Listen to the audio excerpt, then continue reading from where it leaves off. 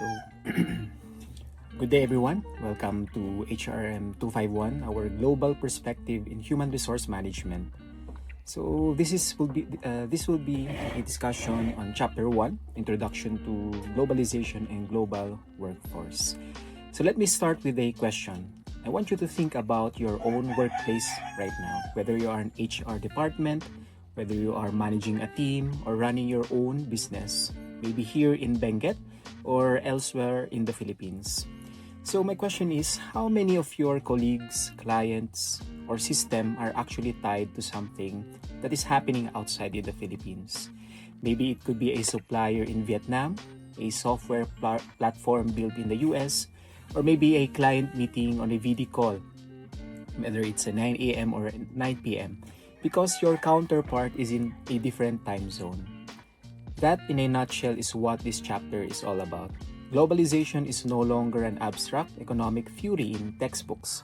It is operating environment you already work in. By the end of this session, you'll be able to define globalization, trace its historical evolution, and, most importantly for us HR practitioners, explain why it has become an analytical foundation for every strategic HR decision we'll study in this course.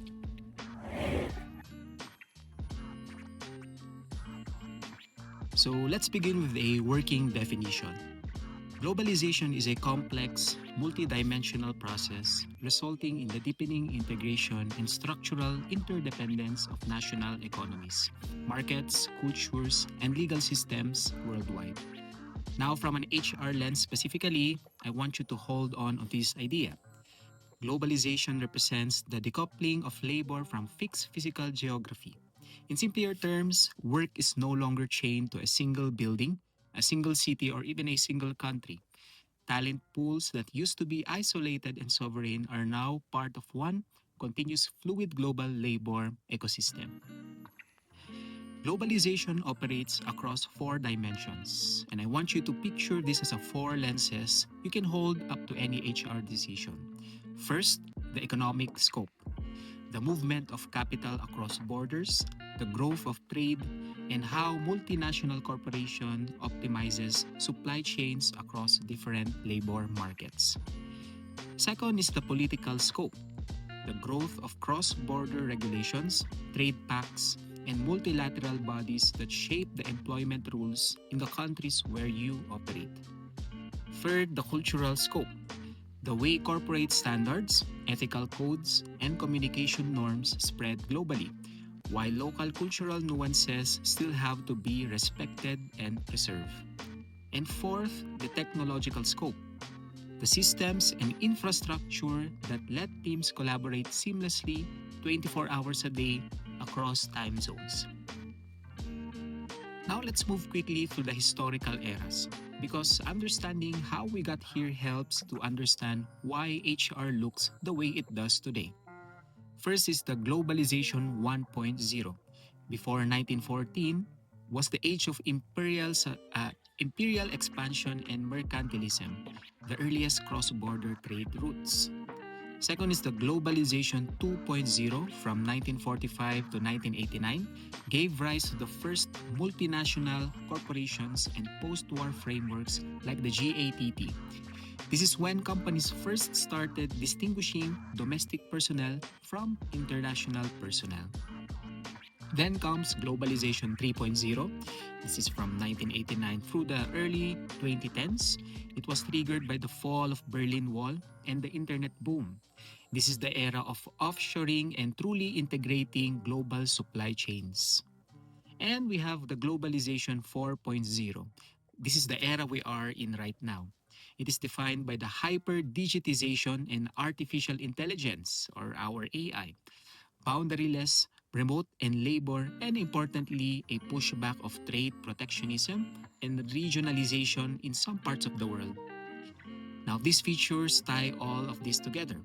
Interdependence. A policy shift in one country creates ripple effect elsewhere.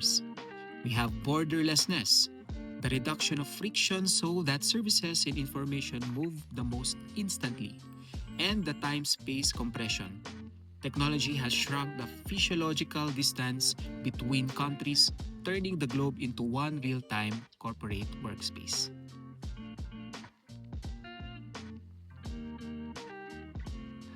Now let's talk about what it means for actual workers, because this is where it becomes deeply relevant to our role as an HR professional. Globalization has created what the manual calls bifurcation in the labor market. On one side, you have the global talent class, the high cognitive knowledge workers who enjoy international mobility, strong career pathing, and premium cross-border pay. On the other side, you have the routine and administrative workers, particularly in higher cost economies, who face growing precarity because of automation and outsourcing to lower cost jurisdiction. Now think about that for a moment in the context of the Philippines. We are, in many ways, on both sides of this equation. We are a major source of outsourced administrative and technical labor for the global economy. And at the same time, our own graduate professionals, like many of you, are part in the mobile, in-demand global talent class. This leads directly into wage arbitrage. Multinational companies strategically locating work in countries where labor costs are lower. This has driven enormous employment and infrastructure growth in emerging markets like ours.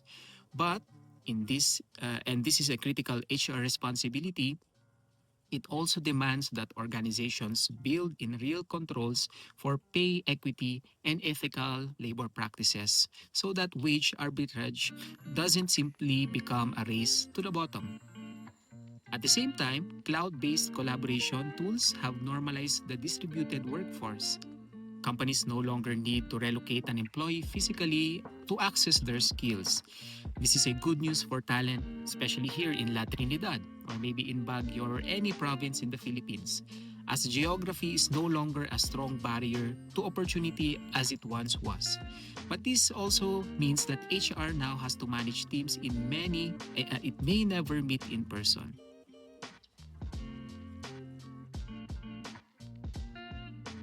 Now, this section is really the heart of the chapter because it's where globalization stops being background context and becomes your job description. The first challenge is cultural friction. When you manage a multicultural workforce, behavioral norms diverge. What counts as a respectful feedback to one culture may be seen as either too harsh or too vague in another. This is exactly why frameworks like the Hofstede's cultural dimension and the Trumpenaars model exist, which we will go deeper into both in Chapter 3. And global HR leaders use them to deliberately tailor leadership style, performance, evaluation, and motivation strategies to local values, instead of just exporting whatever work at the headquarters. The second challenge is navigating complex institutional frameworks. As an HR leader operating internationally, you might simultaneously be dealing with strict statutory employee protections and co-determination structures in Western Europe, or flexible at-will employment in the United States, or even strict data privacy obligations like GDPR. These aren't abstract legal footnotes. They directly shape what you can and you cannot do with an employee's contract, their data, or even restructuring decisions. The third challenge involves global mobility and expatriate life cycles, designing cross-cultural pre-departure training, managing international tax equalization, and building structured repatriation programs so that when your expatriate employees come home, the organization doesn't lose them or the knowledge they gained abroad. We will spend two full chapters later in this course, Chapter 7 and Chapter 8. And finally, there is the challenge that ties the whole chapter together, the globalization dilemma. This is the contrast balancing act between standardizing HR policy globally to protect brand consistency, governance, and a unified culture versus localizing it to comply with the native labor laws and cultural expectations. There is no permanent right answer. It is a strategic judgment call that HR leaders have to keep making, market by market, policy by policy. So I want you to sit with that tension. because it is going to resurface in almost every chapter in this course.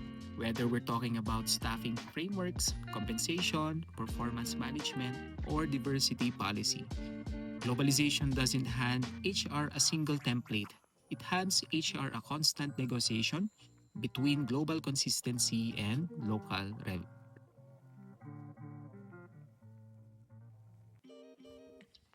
To summarize Chapter 1, globalization is the deepening integration of economies, markets, cultures, and legal systems. And of course, for HR, it means labor itself has been decoupled from geography.